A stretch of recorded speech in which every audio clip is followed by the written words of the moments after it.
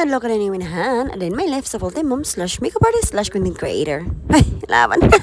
It's another video na po tayo Minahan. Ako na siyang video is ako na siyang exercise routine. Ako na i-share ninyo. Halagi, first time na tarong balik kong exercise so katong paglarga sa akong sugar daddy. Kapag muli na gana akong sugar daddy, dili jud ko mag-exercise, di po ko mag-lose weight. Kaya basin simba ko, majorod ta. Murag di sa ko ganahan mo balik og 1, 2, 3 push. Dili gud ko hadlok mga anak no, kaso dili lang gid sa pag-atiman sa mga bata may pinakakapoy. Porya-porya gaba na lang jud. Laban.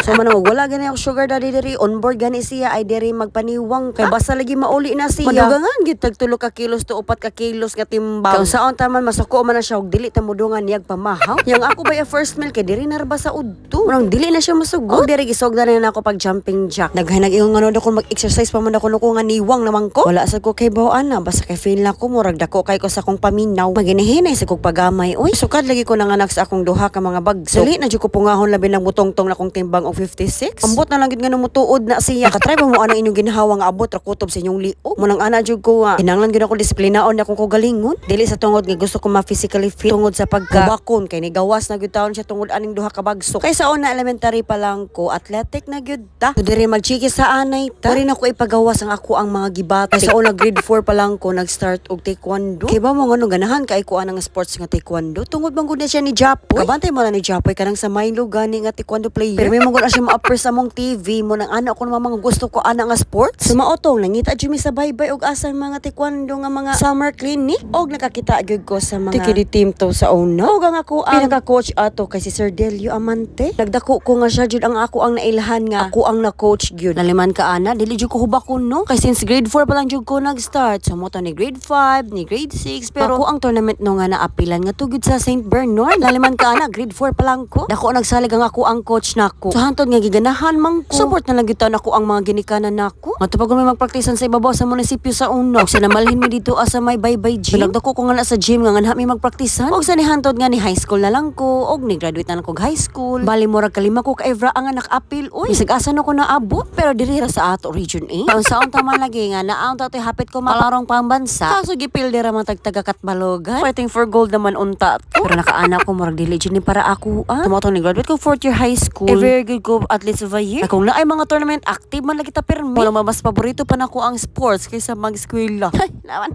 Nabi si kapoy ang lawas, eskwela gihapon. Nga nakabalanse. Ang akong kalawasan anad di siya kapoy nga training. Munang karon nga nanganak ta mura Ginoo ko. Kapanawag na malang taan ni Ginoo. Gawas sa dali na ta kapuyon, daghan na may manakit sa kalawasan. Kung nahibong mo nga nung dili ko mo adto og gym, gawas sa mauwaw ko nga mag-exercise kay daghag taw. Natagam na sad ko. Dili ato sa inkutenyo nga nung na-stop ta sa pagka-taekwondo. Di ba kay graduate na ta sa atong pagka-high school life. Meron isang tao na naniniwala sa ating skills. Og isa ka university ang nikuha nako dito sa Tacloban. Og very excited ko kay gusto lagi unta ko o mahimotang independent women.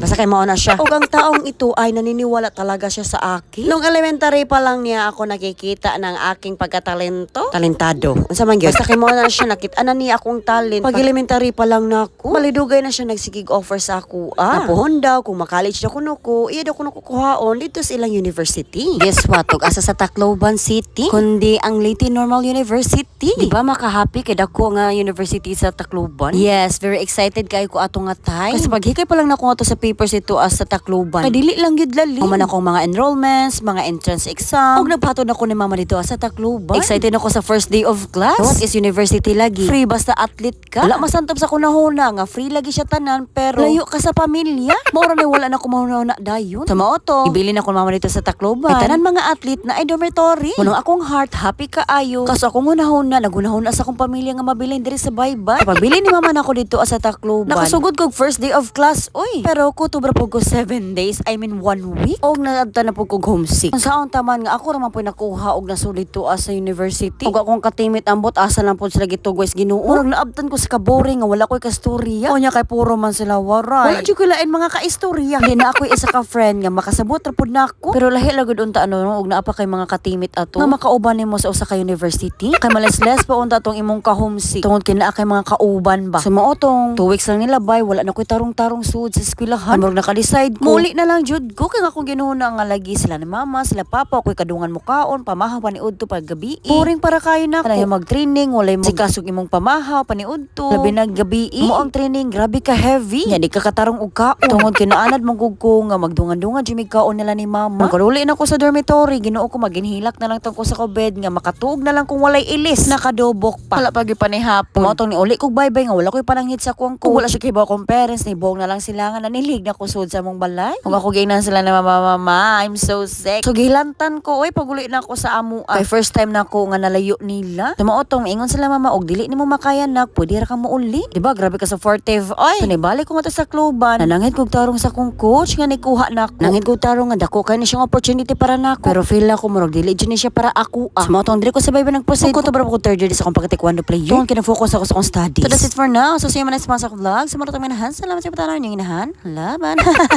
Ciao.